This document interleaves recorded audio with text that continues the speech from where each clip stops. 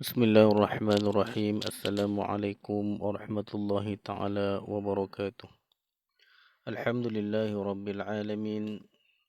Wassalatu wassalamu ala asyrafil anbiya'i wal mursalin sayyidina Muhammadin wa ala alihi wa ashabihi wa man da'a bi da'watihi ila yaumiddin. Qala rabbi shrah li sadri wa yassir li amri wahlul 'uqdatam min lisani yafqahu qawli.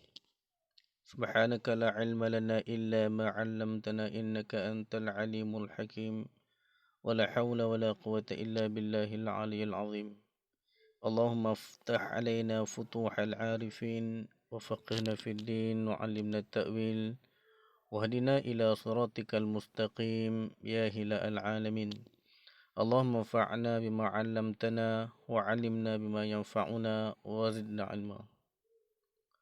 Murid-murid yang dirahmati Allah Subhanahu Wa Taala, apa khabar semua? Ustaz Arab, murid-murid di rumah dalam keadaan sihat dan dirahmati Allah Subhanahu Wa Taala. Insya-Allah kita akan mempelajari pada hari ini subjek adab dan akhlak Islamiah tahun 5.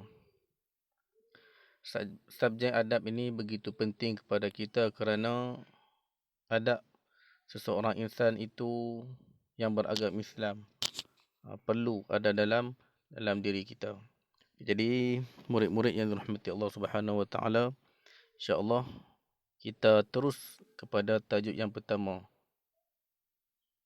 Jadi kita boleh lihat tajuk yang pertama adab pada hari ini.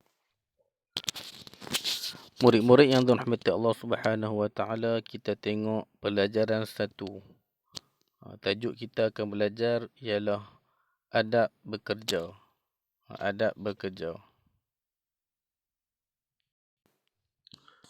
Murid-murid yang dirahmati Allah Subhanahu Wa Taala, kita pergi kepada yang pertama. Yang pertama itu pengertian bekerja. Sebelum kita melihat adab bekerja, kita tengok dahulu pengertian bekerja. Maksud bekerja adalah perbuatan yang dilakukan mengikut cara-cara keredaan yang ditunjukkan oleh Rasulullah SAW dan menjadi suatu ibadah. Allah Subhanahu Wa Taala meridai pekerjaan yang halal dan dilakukan dengan bersungguh-sungguh. Jadi kalau kita tengok bekerja ni adalah perbuatan yang dilakukan kita ikut cara-cara keredaan yang ditunjukkan oleh Nabi SAW. Allah Subhanahu Wa Taala suka pekerjaan yang halal dan dilakukan dengan bersungguh-sungguh. Jadi murid-murid yang dirahmati Allah Subhanahu Wa Taala, sebelum kita membicarakan tentang adab, kita perlulah membicarakan tentang pekerjaan yang halal. Jadi banyaklah kita tengok pekerjaan-pekerjaan yang halal yang mana Allah suka untuk kita bekerja secara bersungguh-sungguh. Di bawah itu adalah satu gambaran contoh pekerjaan-pekerjaan yang mulia dan mendapat satu ibadah ataupun menjadi ibadah sekiranya kita bekerja untuk kita mendapat keridaan Allah Subhanahu Wa Taala. Tengok kepada pekerjaan yang pertama itu adalah pekerjaan sebagai seorang arkitek. Arkitek. Seterusnya ialah pekerjaan sebagai seorang doktor. Tengok doktor. Contoh seterusnya adalah pekerjaan sebagai seorang polis.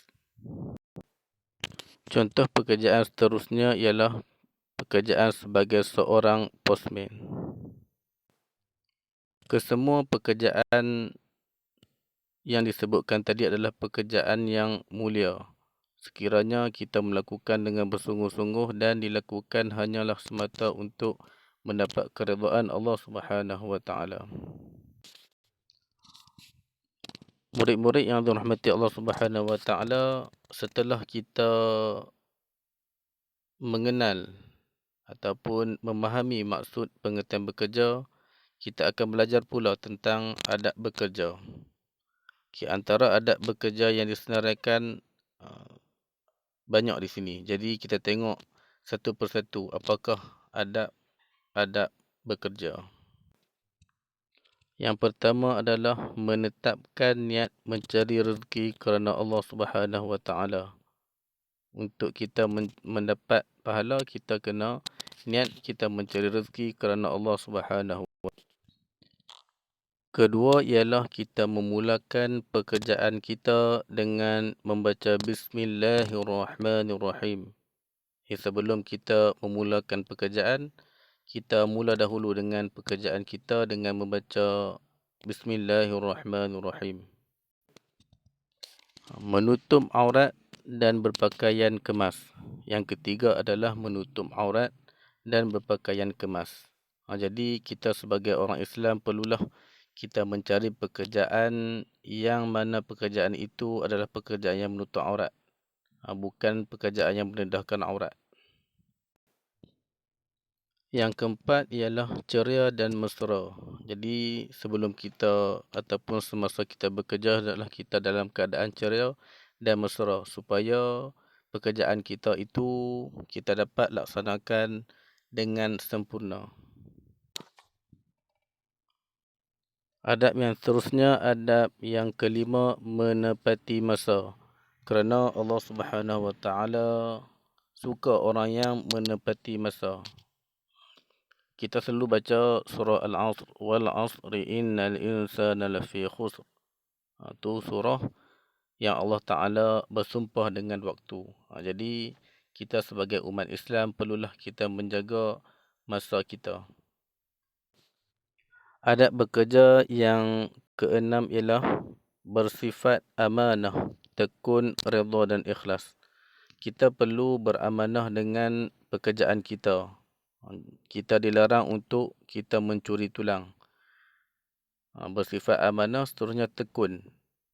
Bekerja juga kita perlu bekerja dalam keadaan bersungguh-sungguh.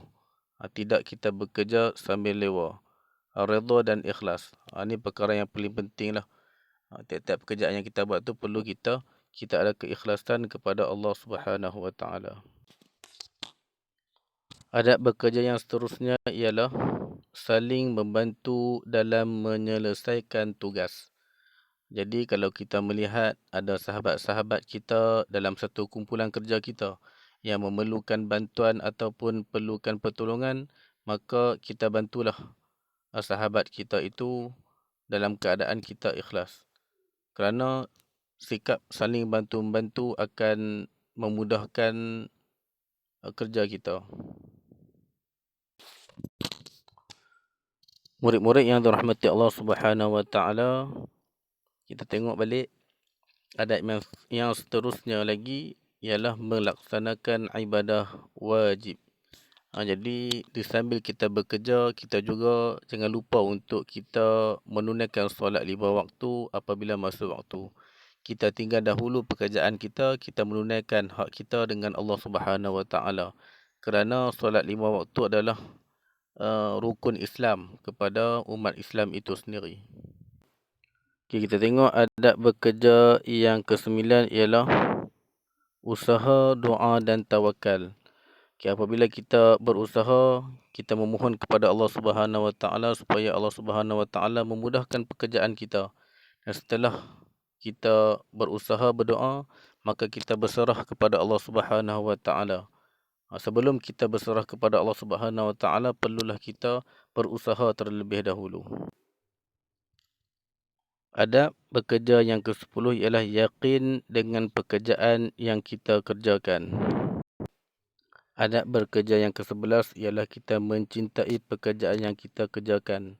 Kerana dengan kita mencintai pekerjaan yang kita kerjakan, secara tidak langsung kita akan melakukan pekerjaan itu dengan bersungguh-sungguh. Adab bekerja yang ke-12 ialah menggunakan waktu dengan sebaik-baiknya. Jadi di dalam kita bekerja, jangan kita mencuri tulang. Ataupun jangan kita mensia-siakan waktu yang diberikan kepada kita. Jadi pentinglah untuk kita menggunakan waktu dengan sebaik-baiknya untuk kita selesaikan pekerjaan kita itu.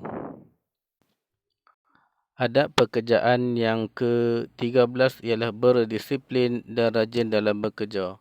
Jadi dalam pekerjaan ini kita perlu disiplinkan diri kita supaya kita datang kerja tepat pada waktunya.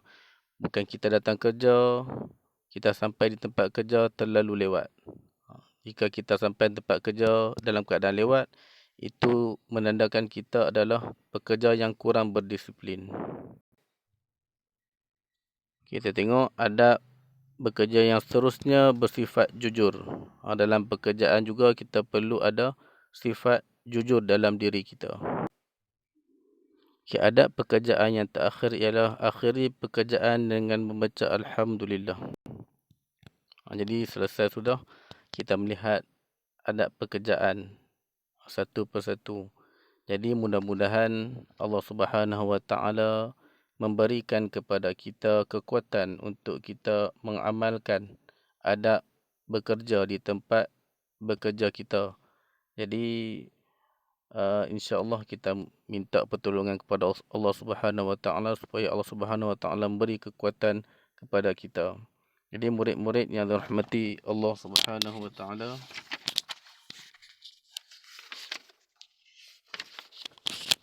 insya-Allah kita akan tengok lagi kita punya pembelajaran kita. Murid-murid yang dirahmati Allah Subhanahu Wa Taala, marilah sama-sama kita menghayati sabda Rasulullah sallallahu alaihi wasallam. Kita tengok dalam kotak yang merah tu, Rasulullah sallallahu alaihi wasallam bersabda, "Innallaha yuhibbu idza amila ahadukum amalan an yutqinahu." Maksudnya, kita tengok maksud dia. Maksudnya, sesungguhnya Allah menyukai apabila seseorang daripada kamu melakukan sesuatu perkara yang dilakukannya dengan tekun. Jadi, kalau kita tengok dalam hadis riwayat Al-Baihaqi menunjukkan bahawasanya Nabi SAW suka kepada manusia yang melakukan sesuatu perkara dengan keadaan yang tekun. Murid-murid yang dirahmati Allah Subhanahu Wa Taala, mari kita melihat jenis-jenis pekerjaan. Di dalam kotak yang merah itu contoh pekerjaan yang halal. Kita tengok pekerjaan yang halal. Yang pertama, guru. Yang kedua, jurutera. Yang ketiga, pekerjaan sebagai seorang kerani. Yang keempat, pekerjaan sebagai seorang doktor. Seterusnya ialah nelayan. Seterusnya, pendakwah, penulis, dan yang terakhir adalah pengembala kambing. Jadi kita tengok di atas adalah contoh pekerjaan yang halal lagi baik. Jadi murid-murid yang dirahmati Allah Subhanahu Wa Taala, jom marilah kita tengok contoh pekerjaan yang haram pula. Contoh pekerjaan yang haram ialah yang pertama pendakwah. Pendakwah ni adalah orang-orang mubaligh Kristian mengajak umat Islam untuk keluar daripada agama Islam. Yang kedua adalah perompak. Yang ketiga adalah penyeluduk. Yang keempat ialah pencuri. Yang kelima ialah kaki pukul. Yang keenam ialah pembunuh upahan. Yang ketujuh ialah pengedar dadah, dan yang terakhir ialah penjual arak. Contoh-contoh di bawah ini adalah contoh pekerjaan-pekerjaan yang haram untuk kita lakukan. Jadi murid-murid yang dirahmati Allah Subhanahu Wa Taala, mudah-mudahan Allah Subhanahu wa taala menjauhkan diri kita daripada pekerjaan yang haram. Murid-murid yang dirahmati Allah Subhanahu wa taala, insya-Allah kita akan hayati firman Allah Subhanahu wa taala. A'udzu billahi minasyaitonir rajim. Bismillahirrahmanirrahim. يا أيها الذين آمنوا إذا نودي للصلاة من يوم الجمعة فاسعوا إلى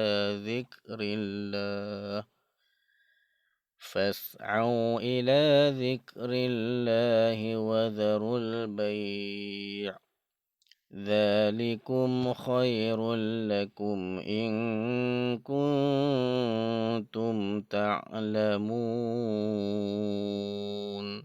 صدق الله العظيم. Maksudnya, wahai orang-orang yang beriman, apabila diserukan azan ataupun bang untuk mengerjakan sembahyang pada hari Jumaat, maka segeralah kamu pergi ke masjid untuk mengingati Allah Subhanahu wa taala dengan mengerjakan sembahyang Jumaat, dan tinggalkanlah berjual beli pada saat itu. Yang demikian adalah lebih baik bagi kamu jika kamu mengetahui hakikat yang sebenarnya. Jadi murid-murid yang dirahmati Allah Subhanahu wa taala, sama jugalah kalau kita melakukan sesuatu pekerjaan, jangan lupa untuk kita melaksanakan solat apabila kita mendengar seruan azan. Kerana dengan solatlah pekerjaan kita akan diberkati oleh Allah Subhanahu wa taala. Murid-murid yang dirahmati Allah Subhanahu wa taala, seterusnya kita lihat kepentingan adab bekerja. Okey, kepentingan adab bekerja yang pertama ialah mengeluarkan produk dan perkhidmatan yang berkualiti. Jadi pentingnya kita menjaga adab bekerja pertama adalah dapat mengeluarkan produk dan perkhidmatan yang berkualiti. Yang seterusnya, mencari rezeki yang halal. Jadi pentingnya adab bekerja ialah kita dapat mencari rezeki yang halal lagi diridai oleh Allah Subhanahu wa taala. Seterusnya ialah dapat meningkatkan prestasi kerja. Jadi dengan kita menjaga adab, ataupun pentingnya kita beradab ketika bekerja adalah untuk kita dapat meningkatkan prestasi kerja kita. Yang seterusnya, mengurangkan masalah dan aduan dalam pekerjaan. Jadi pentingnya kita beradab, kita dapat mengurangkan masalah dan aduan dalam pekerjaan. Dan yang terakhir ialah kita dapat menjadi pekerja yang cemerlang di dunia dan di hari akhirat. Sebab itulah pentingnya kita menjaga adab kita dalam bekerja. Murid-murid yang dirahmati Allah Subhanahu wa taala, seterusnya kita akan melihat cara meningkatkan prestasi kerja. Cara meningkatkan prestasi kerja. Okey, kita tengok yang pertama. Yang pertama ialah berdaya saing. Berdaya saing. Yang kedua ialah proaktif. Proaktif ialah kita bertindak secara positif dan kita merangka perjalanan ataupun kita merangka strategi lebih awal untuk kita bertindak. Itu maksud proaktif. Yang seterusnya adalah berpengetahuan. Jadi dalam pekerjaan kita juga kita perlu tahu selok-belok pekerjaan yang kita hendak lakukan. Seterusnya, cara meningkatkan prestasi kerja ialah kita berniat dengan niat yang ikhlas semata kerana Allah Subhanahu wa taala. Seterusnya adalah rajin dan tekun. Rajin dan tekun ni pentinglah untuk kita meningkatkan lagi prestasi kerja kita. Seterusnya ialah menjaga disiplin. Menjaga disiplin dalam bekerja. Disiplin ni amat pentinglah dalam setiap pekerjaan yang kita lakukan. Seterusnya mengamalkan nilai murni. Mengamalkan nilai-nilai murni. Dan yang terakhir adalah kita perlu bekerjasama ataupun kita bekerja dalam kumpulan, saling bantu membantu. Murid-murid yang dirahmati Allah Subhanahu Wa Taala, kita tengok pula akibat kita mengabaikan adab bekerja semasa kita bekerja. Yang pertama, kita akan mendapat kemukaan Allah Subhanahu Wa Taala. Yang kedua ialah perbuatan fasik. Perbuatan pasif. Perbuatan pasif. Jadi kita akan melakukan perbuatan yang pasif. Yang seterusnya akan timbul amalan rasuah. Yang keempat, kita akan diberhentikan kerja jika kita mengabaikan adab bekerja. Itu antara akibat kita mengabaikan adab bekerja. Yang kelima, negara kita akan menjadi mundur. Yang keenam, tidak disukai masyarakat. Yang ketujuh, prestasi kerja menurun. Yang kelapan, menyusahkan orang lain. Yang kesembilan, kerja tidak berkualiti. Dan yang terakhir, berlaku penipuan dan penyelewengan. Ke-8 ni adalah ke-10. 10 disenaraikan di sini adalah akibat kita mengabaikan adab bekerja. Jadi insya-Allah setelah kita selesai belajar adab bekerja, kita berazam apabila kita dapat pekerjaan suatu hari nanti, kita akan bekerja secara bersungguh-sungguh dan kita tidak akan mengabaikan adab-adab ketika mana kita bekerja. Murid-murid yang dirahmati Allah Subhanahu Wa Taala, kita tengok muka surat 15. Diberi kepada kita kaedah ataupun cara menjadi pekerja yang cemerlang.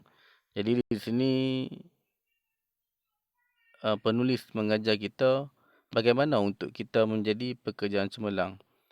Okey, kita tengok yang pertama. Yang pertama ialah muhasabah diri dan memperbetulkan niat.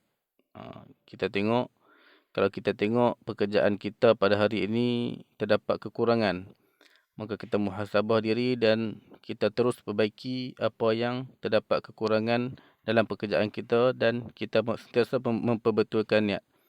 Hanya semata-mata kerana untuk mendapat redha Allah Subhanahu Wa Taala. Yang kedua, kita melakukan segala kerja dan urusan dengan baik. Jadi apabila diberi tugas pekerjaan kepada kita, kita lakukan segala kerja dan urusan dengan keadaan yang terbaik, supaya kerja kita itu akan dapat diselesaikan dengan berkualiti. Kaedah menjadi pekerja yang cemerlang yang ketiga, memberi tumpuan dalam semua perkara. Jadi bila kita berada dalam sesuatu pekerjaan, hendaklah kita berikan tumpuan dalam semua perkara. Kaedah menjadi pekerja yang cemerlang yang keempat ialah kita bijak membawa diri. Bijak membawa diri. Yang kelima ialah sentiasa ingin belajar sesuatu yang baru. Jadi apabila kita bekerja, kita tidak tahu sesuatu perkara, maka perlulah kita belajar perkara yang baru dalam pekerjaan kita itu. Okey, kita tengok kaedah yang keenam. Kaedah menjadi pekerja yang cemerlang yang keenam ialah kita menghormati sesama rakan sekerja. Jadi dalam pekerjaan kita perlu ada hormat menghormati di antara satu sama lain supaya gerak kerja kita mudah untuk kita selesaikan. Okay, kaedah bekerja yang ketujuh ialah penampilan yang kemas, segak dan teratur. Apabila kita hendak datang bekerja, hendaklah kita dalam keadaan yang kemas supaya kita bekerja dalam keadaan yang selesa. Okay, kaedah menjadi pekerjaan cemerlang yang ke-8. Yang ke-8 ialah tidak meninggalkan ibadah wajib. Ini sangat penting untuk apabila kita bekerja, jangan lupa untuk kita menjaga solat 5 waktu kita. Kerana solat adalah fardu yang wajib kita lakukan, yang perlu untuk kita laksanakan sehari 5 waktu. Okay, adab yang seterusnya, kaedah menjadi pekerja yang cemerlang seterusnya ialah bertanggungjawab, jujur dan amanah dalam pekerjaan. Jadi kita perlu ada sifat bertanggungjawab, jujur dan amanah dalam pekerjaan kita. Yang terakhir ialah kaedah menjadi pekerjaan cemerlang yang terakhir ialah kita melaksanakan pekerjaan dengan tekun dan bersungguh-sungguh. Ini amat pentinglah untuk kita selesaikan pekerjaan kita supaya kita mendapat kerja yang berkualiti. Kita perlulah melaksanakan pekerjaan kita dengan tekun dan bersungguh-sungguh. Murid-murid yang dirahmati Allah Subhanahu Wa Taala, kita lihat pula poin dalam muka surat 16. Hikmah mengamalkan adab bekerja.